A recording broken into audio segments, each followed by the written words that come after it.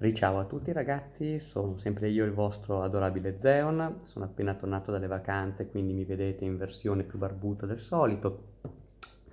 Oggi vado ad affrontare, con questo mio secondo video di lezioni su ruling e meccaniche, un argomento che è sicuramente tra quelli che ho trattato più spesso sia all'interno dell'accademia che durante gli eventi live, che è quello delle controtrappole e in particolare la regina delle controtrappole dell'intero formato che è Giudizio Solenne, carta che ha molte caratteristiche particolari che occorre conoscere con estrema precisione, no, con massima precisione, come da motto del nostro insegnante Riccardo, a.k.a. I Love Cecicocchi,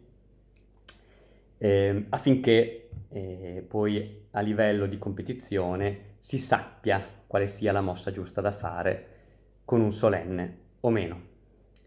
Innanzitutto, in senso generico, che cosa sono le controtrappole? Sono le uniche carte del gioco dotate di spell speed 3. Cosa significa spell speed 3 in God format? Significa che non puoi incatenare nulla a una controtrappola che non sia un'altra controtrappola, per forza di cose. Ehm, Lo scopo generale delle controtrappole è quello di negare degli effetti, motivo per il quale, essendo tra le poche carte che possono fare una cosa del genere nel gioco, possiedono dei costi o delle condizioni di attivazione abbastanza ristrette e quindi non sono quel tipo di carte di cui bisogna abusare eccessivamente nella deck building.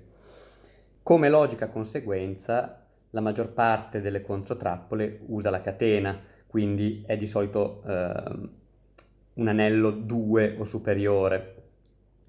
Esistono controtrappole che non usano la catena, ne sono uscite parecchie nel corso degli anni, ma nel formato GOT sostanzialmente ne esiste una sola che è Annulla Attacco e non è nemmeno una delle controtrappole più usate in assoluto nel formato, a quanto ne so. Una cosa molto importante da ricordare delle controtrappole, e questa è una cosa che manda spesso in confusione quelli che giocano altri giochi di carte collezionabili, è che in Yu-Gi-Oh! Le controtrappole per forza di cose, o comunque le controtrappole o gli effetti di annullamento in senso generico, eh, devono per forza negare l'anello precedente a se stessi. Che cosa significa? Significa che se io ho una situazione del genere, due disturbi magici settati, l'altro ha un giudizio solenne settato, mi attiva pot, io attivo un disturbo magico per negare quella pot, l'altro mi risponde con solenne per negare il mio disturbo magico.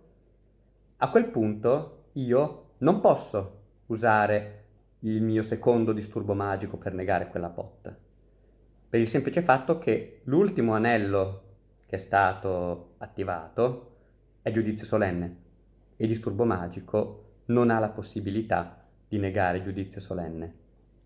La pot è l'anello 1, sono lontano, tra virgolette, da ciò che voglio negare, quindi non posso fare una mossa del genere. E questo è il motivo per il quale probabilmente Giudizio Solenne è la controtrappola per eccellenza del formato, semplicemente perché nega tutto, perché nega qualunque cosa, o quasi. Giudizio solenne è quel classico tipo di carta che o giochi in triplice copia o ne giochi zero copie. Questo perché il fatto di dover pagare metà dei tuoi life points per attivarla significa che la prima è molto costosa, la seconda ha un prezzo onesto e la terza è quasi gratis. Questo lo faccio per citare sempre il buon I Love Ceci Cocchi. E il vantaggio di essere universale, quindi di negare sia trappole che magie che evocazioni di mostri, la rende sicuramente una carta molto molto molto forte in questo formato, ma non serve che ve lo dica io, penso che lo vediate tutti tranquillamente coi vostri occhi. C'è però da sottolineare una cosa che riguarda proprio l'utilizzo di giudizio solenne per negare delle evocazioni, e qua attenzione, prestate la massima attenzione a ciò che dico, perché qui veramente si parla di meccaniche che bisogna sapere in un contesto competitivo. Giudizio solenne nel testo, almeno nel testo originale, poi errata non lo so, lo ammetto, sostiene che nega delle evocazioni. Tutte? No. Bisogna distinguere con molta attenzione quali sono le evocazioni che Solenne può negare e quelle che non può negare. Si può utilizzare giudizio solenne per negare un'evocazione flip per scoperta. In questo caso, se il mostro ha un effetto scoperta, questo non si risolverà, non verrà neanche attivato, perché tecnicamente il mostro non ha mai toccato il terreno. Può negare un'evocazione normale, inclusa l'evocazione di un mostro come Ginzo, semplicemente perché prima dell'evocazione normale esiste una finestra cosiddetta, la chiamano la Summon Negation Window, cioè una situazione in cui il mostro prima di essere evocato sta tipo in un limbo sopra il terreno di gioco in attesa di avere, fra virgolette, il permesso di atterrarci sopra, motivo per cui puoi fare giudizio solenne sull'evocazione normale di Ginzo per il semplice fatto che Ginzo in quel caso non ha mai toccato il terreno, quindi non ha mai permesso, non ha mai impedito alle trappole di essere attivate. Si può attivare su le evocazioni speciali attraverso condizioni specifiche, che sono quelle che in linguaggio tecnico vengono chiamate le Inherent Special Summon, cioè evocazione ad esempio di BLS, Chaos Sorcerer, Gigantes, tutte evocazioni speciali che non avvengono per effetto di altre carte, ma che avvengono direttamente dalla mano, previa ovviamente condizione tipo rimuovere un luce, un'oscurità, eccetera. Cosa non può negare giudizio solenne? Giudizio solenne non può mai negare le evocazioni che avvengono per effetto di altre carte, che siano trappole, che siano magie o che siano mostri che tornano per l'effetto di se stessi o attraverso altri mostri. Esempio, tutti i recruiter. Pomodoro mistico, angelo splendente, eccetera, eccetera. Un mostro che viene evocato per effetto di pomodoro mistico o angelo splendente non può essere negato da giudizio solenne.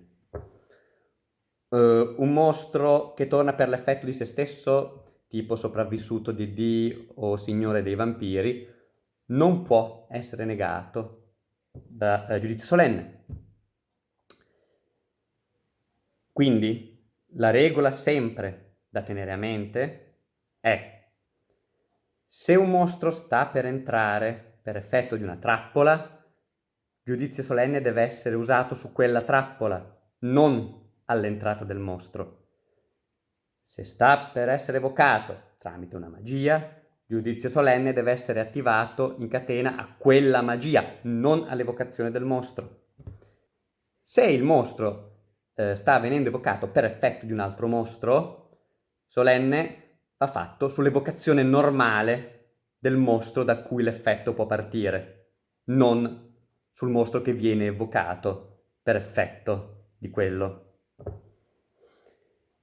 A questo proposito occorre segnalare un ruling abbastanza specifico che riguarda Signore dei Vampiri e Fenice Sacra di Nephthys, perché è vero che le loro evocazioni normali, quindi non tramite tartaruga piramide o arcidiacono, perché in quel caso bisognerebbe tirare giudizio solenne o sulla tartaruga evocata normalmente o sull'arcidiacono, hanno un effetto che li fa tornare se distrutti indipendentemente dalla zona in cui sono distrutti, eccetto il cimitero. Per meccanica di base il cimitero è l'unico posto dove un mostro non può già venire distrutto.